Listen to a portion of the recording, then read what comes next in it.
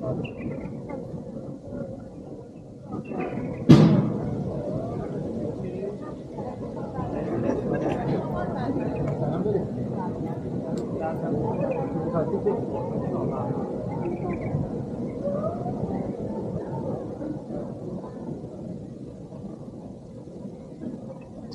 5. Categories of Qigong. Qigong is the study of your body's energy field, and it is directly related to your physical, emotional, mental, and even spiritual health. Both Eastern and Western religions influence the body's qi, either indirectly through emotional or mental means or directly through conscious manipulation. In the East, religion has been responsible for some of the greatest developments in Qigong. Original religions have been more aware than the Occidental religions of the role of Qi plays in their spiritual and emotional lives. Qigong starts with physical science, strengthening the body, then moves on to energy science, Qi. Then the mental science, neutralizing the mind, and finally reaches spiritual science, enlightenment. When you study Chinese Qigong, you should be aware of the substantial role that the religion has played in its development. As you learn more about Qigong, you will become more aware of the ways in which the Western religions have also practiced this science. In this chapter, we will first discuss the relationship between Qigong and the Chinese religions, and then we will discuss the different categories of Qigong. Qigong and religion. It is part of the human condition that we frequently experience conflict between our hearts and our minds. So often we want to do things that we shouldn't. A part of us knows where our duties and moral obligations lie, but at the same time our desires pull us in the opposite direction. All too often we find that wisdom and desire are in direct conflict. Desires we feel we cannot control drive us into acts of foolishness or even violence. When we do things we know we shouldn't, we feel an inner pain that is called the spiritual moral conflict. The Buddhists and the Taoists say that there are 7 human emotions: happiness, Qi, anger, meaning, sorrow, I, joy, rage, love, I, hate, and loss, and 6 desires, which originate in the 6 roots: the eyes, ears, nose, tongue, body, and mind. These 7 emotions and 6 desires are products of the emotional mind. Although some of the emotions, like love, turn us to uplift us, most of the emotions and desires lead us to the evil and ugly side of life, the side of disaster. If we learn to strengthen the wisdom mind, we can gain kindness and peace. And this can help us to develop patience, perseverance, strong will, and a sense of justice and harmony. These virtues enable us to overcome the disasters created from the emotional mind. People need to target People need to be taught how to strengthen the good side and overcome the negative side of their nature. The proper education cultivates and matures the wisdom mind, the ability to judge, which can control 7 emotions and 6 desires.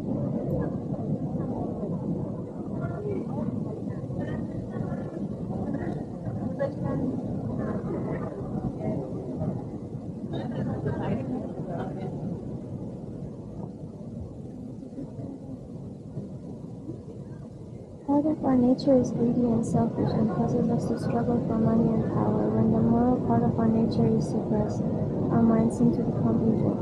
Murder, theft, rape, anything becomes possible. In history, many people have worshipped as heroes those who could kill, conquer, and enslave others. Today's movies and the TV programs are filled with stories of killing and violence. The younger generations are continually being educated into this mindset when they watch these programs and in history classrooms. In this way, the seed of the other side of the human nature is planted and continually nourished. The seed will grow, and the next generation will perpetuate the violence, hatred, and greed. These violent emotions can often suppress or distort the love and peace in people, but there is a cost. Since the longing for love and peace is an inborn part of human nature, the violent and hateful emotions constantly cause an inner conflict. It is this conflict that has generated the different religions of mankind. Religion brings a hope for peace and encourages people to strengthen the good side of their nature.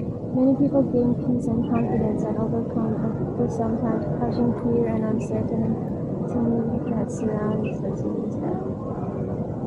All of the different religions seem to have one point of similarity.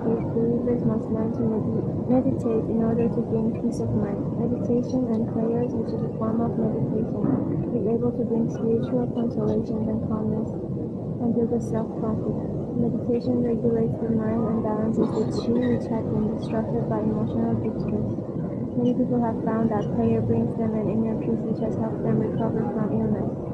With the increase of self-confidence, the spirit is raised and firm. This raised spirit has become a major force in the fight to lessen the suffering in this world. Buddhism, Taoism teach that Christianity that there is a heavenly kingdom and there is a hell. If you are good and have done good deeds while you were alive, you will be born as a human being, or you may even go to heaven as a Buddha or saint and leave the cycle of reincarnation behind. If you have been evil, you may end up in the hell of suffering and punishment, and or be reborn as an animal. Almost everyone in ancient times was uneducated. They were worried and confused about their lives, and they were afraid of what might happen after death. Religions teach about heaven and hell to encourage people to be good instead of bad. Once people were trying to behave morally, religion taught them how to gain peace of mind through meditation. Not surprisingly, a great number of meditation techniques were developed by religious practitioners, and the Chinese Buddhists and Taoists deeply researched the related field of Qigong. In fact, it was religious Qigong practitioners who made the greatest achievements in the development of Qigong. This is especially true in the highest level of Qigong, which is enlightenment. At this level, the study of human energy is spiritual science, and it becomes independent of religion.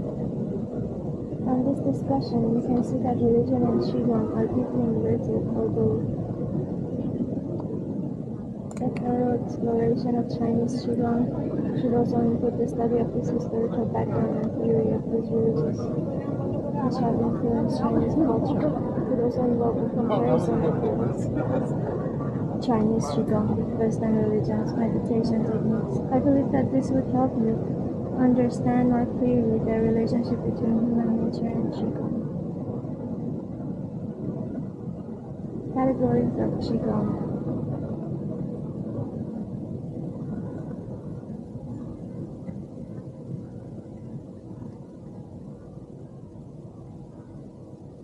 In the several thousand years since Qi and its relationship to health were discovered, the levels of the Chinese population has practiced Qigong at some time. There are four major schools or categories which were created by different classes of people: the scholars, medical doctors, martial arts, and religious monks. All had their distinctive categories of Qigong. The martial Qigong was again divided into external and internal styles.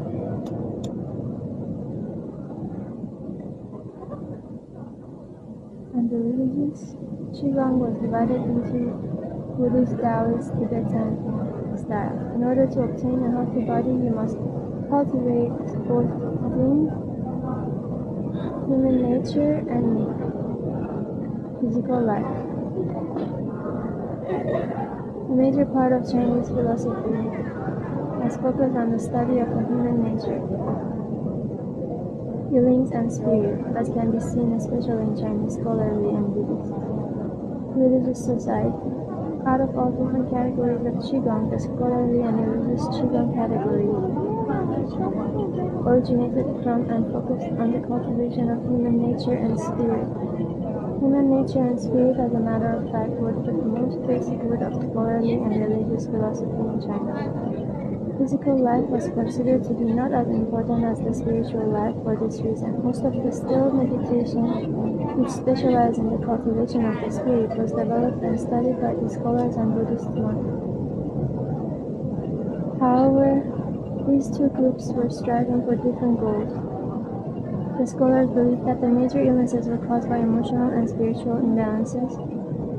They used meditation to regulate the mind and spirit and thereby gain good health.